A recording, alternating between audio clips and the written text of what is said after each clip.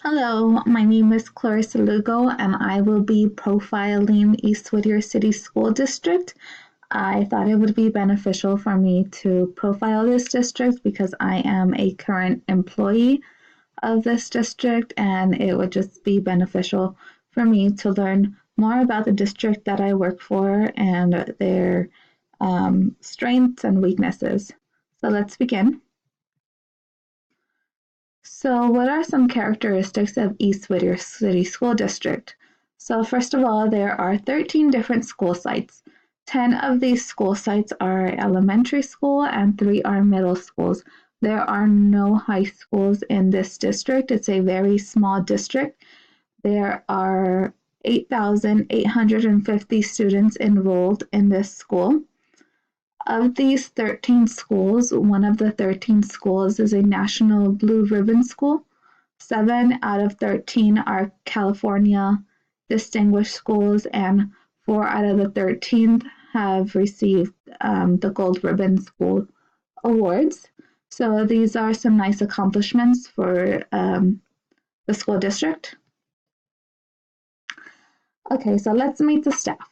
So it's a very small school district. There are 402 teachers, 65 office staff members, 97 classified staff, and 130 paraprofessionals in this school district.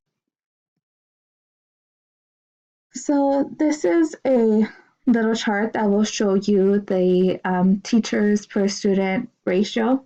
So this graph displays the number of students for each full-time teacher, and the blue bars represent the county of Los Angeles and the orange bars represent the district. As you can see, the district has a higher bar since it is a small district with less funding. So there are about 23 students per teacher at this school district. One of the major defining characteristics is the mission statement from East Whittier City School District.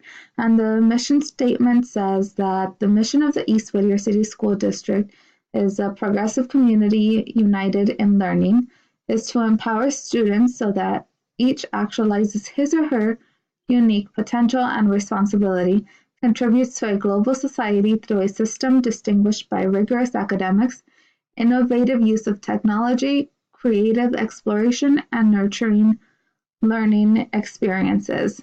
And as a school employee, I can say that they do have rigorous academics and they use a lot of technology, and they want students to be in a nurturing learning environment.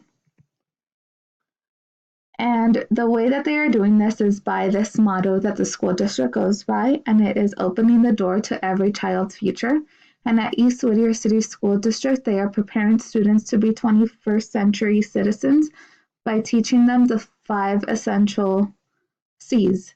And these are communication, collaboration, creativity, critical thinking, and community.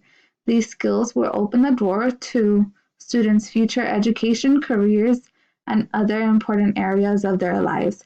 And the school district strongly emphasizes learning these 5 C's and building upon these C's for their student success in their future. So, what are the demographic compositions of the district? So, this district serves students on the eastern side of Whittier City. The median income is $65,308 per family. Out of the 13 schools, 5 of the schools in the district are Title I schools. Then the ethnic composition of Whittier is approximately 64.6 white, 28.3 are non-Hispanic white, and then the other 36.3 are Hispanic white.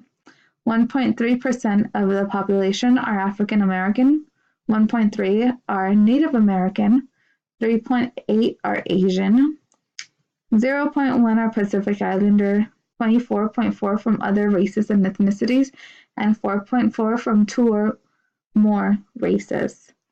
Also, Hispanic or Latino of any race is approximately 65.7 when combined. Okay, so this is just the enrollment by ethnicity. I wanted to post this to show the different students that are enrolled by their ethnicity. So in this graph, we can see that there's a very small percentage that are white. The large amount is Hispanic or Latino students that are enrolled. And then there's also a few Asian, Filipino, and American Indian or Alaskan. Okay, so because this is a very diverse school population, there are a lot of English learners. There has been a slight decrease over the years. This graph displays a number of students in the district who are classified as English learners. So we can see from the year 2016 to 2017, it did decrease to about 1,200 students in the district who are classified as English learners.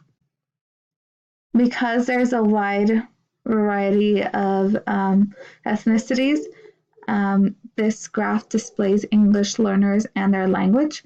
The majority of English learners in the school district are Spanish, but we also have some Arabic, Korean, Romanian, Filipino, and Mandarin. And then there's the other for the schools. Okay, so East Whittier City School District has free and reduced meal prices for their students. There's about 4,500 students in this district who are eligible for free or reduced meals, and they do offer them that. So, what are some of the financial trends in East Whittier City School District? So, this year, the district has increased with their money and they have been doing a lot of spending. The district has updated its facilities. It has revamped the pavements and added new windows and doors. It's also added more gates for increased security, since that is a hot topic that has been circulating many schools in a district. In addition, the district has also increased the number of teacher trainings and the teachers have gotten more collaboration days. So this has been included in the budget. In addition, they have also added a lot of technology support for their students, for their teachers. So part of this also goes into teacher training on the assistive technology that it's used. The LCAP states 3 different goals in this district. When I researched, I found that the first goal was of conditions of learning. So this goal basically states that all students will be in a safe, clean learning environment that allows them to maintain their learning potential. And we can see that this goal was met with the funding, because a lot of the facilities were redone, repaved, that they added more gates for student safety, and it's just to benefit them and maintain their learning potential by having a safe and clean environment. Goal number 2 on the LCAP state that was on pupil achievement. And basically this says that students will exceed state and county averages on standardized tests and demonstrate proficiency on local measures. So with this goal was met by sending teachers to more professional training days and getting technology to reinforce a lot of the skills that the students need to know for the standardized test. Goal number 3 on the LCAP was on student engagement, and this means that students will feel safe and secure at school and that their parents will feel welcome. And there has been a lot of parent meetings and parent trainings, especially for a lot of parents of English learners. The school district offers many different trainings on how to better assist their child, how to help them out with homework. It teaches parents different strategies that help them support their child. In addition, they also have trainings on technology, and the parents are invited to these meetings, and they are to feel welcome and be ensured that their children are safe at school. So there have been many new different changes in the school district. Last year, the district welcomed a new superintendent. So with the new superintendent came many district-wide changes. Something new that I really liked that was implemented was having instructional coaches. And these instructional coaches are there for teachers and paraprofessionals. These coaches assist the teachers in learning the newest strategies and helping them find ways to better teach their students in areas such as language arts and mathematics. Another thing that I really liked is the implementation of the 5 C's that I talked about earlier. So teachers are really pushing for their kids to build a community and collaborate with other students. The school also added thinking maps, and this is a cool new way where students are brainstorming different ideas through thinking maps. They are basically graphic organizers that the students can create for every single subject, and these graphic organizers allow students to create paragraphs and essays by using these graphic organizers. The schools also added security at all schools by adding more gates, different locks for the schools, and it's all for school safety. So what are some of the strengths? Some of the strengths from the school district is that their achievement in ELA. The district maintains its above level 13 points in English language arts. 58% of the students exceeded grade level standards in English language arts.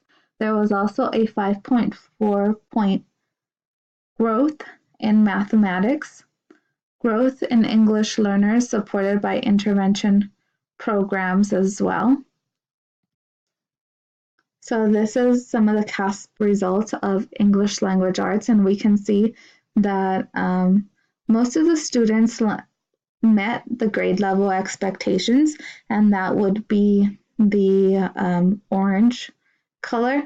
We also have a big amount this year, 2016 to 2017, that exceeded the level expectations. In mathematics as well, there is a distribution of the scores, and we can see that in the yellow section, about 80% met grade level expectations, and there was a smaller percentage that exceeded grade level expectations. So some of the challenges the district has faced is that there is an increase in suspensions. The district lacks a behavior matrix. Discipline practices throughout the district are not consistent. Therefore, they vary from site to site, and this has caused an increase in suspensions. And there are also certain groups of students who are not meeting the standards in ELA and math on the CASP test, and these are within the populations of special education and English learners, so that really needs to be worked on. Finally, some recommendations to keep their strengths. I just encourage more teacher trainings, keep working on the thinking maps. The technology implementation for one-to-one has already started. The district has not finished the one-to-one implementation of technology, but in the future they will. And intervention has worked well. Some of the challenges, to address the challenges, I would implement PBIS. Also provide a suspension matrix so that all schools have a uniform system of their behavioral policies. Also staff development on English learners and response to intervention techniques. Thank you.